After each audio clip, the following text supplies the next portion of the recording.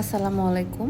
এখানে একটি twin প্রেগন্যান্সির ultrasonography আমি দেখাচ্ছি। দেখুন খুব সুন্দর দেখা যাচ্ছে বাচ্চাটি ৫ মাসের বা ২টি বাচ্চা। ১ম বাচ্চাটির হার্টবিট আমি মেজার করছি এবং এটি খুবই ভালো আছে। বাচ্চাটির হার্টবিট একদম রেগুলার। তার প্রত্যেকটা অংশ আমি দেখার চেষ্টা করছি। কিন্তু আমাদের টুইন প্রেগন্যান্সির ক্ষেত্রে সবথেকে ইম্পর্ট্যান্ট যেটা যে গর্ভফুল কয়টি।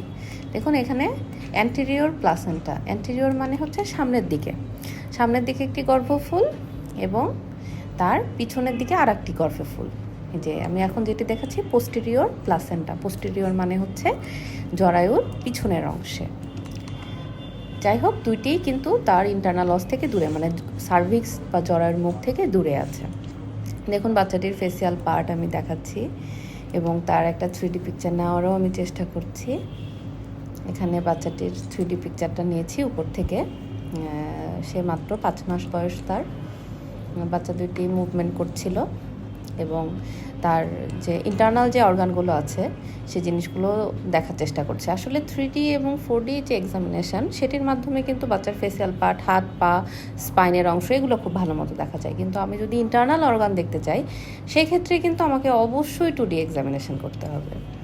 তো এখানে দেখুন আমি অপর বাচ্চাটি দেখছি এবং এটি আমি যেটা দেখাচ্ছি তীর মার্ক দিয়ে, সেটি কিন্তু বাচ্চার যে দুইটা থলি তার ডিমার্কেশন, মানে এটাই হচ্ছে ডায়াবনিওটিক, মানে বাচ্চা দুইটির আলাদা আলাদা থলি দুইটা এবং দুইটি আলাদা আলাদা ফুল।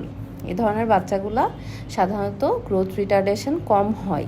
যাদের একটা ফুল থাকে তাদের সাধারণত গ্রোথ রিটার্ডেশন বা ওজন কম হওয়ার সম্ভাবনা থাকে। তো বাচ্চা দুটি মাশাআল্লাহ খুবই হেলদি আছে।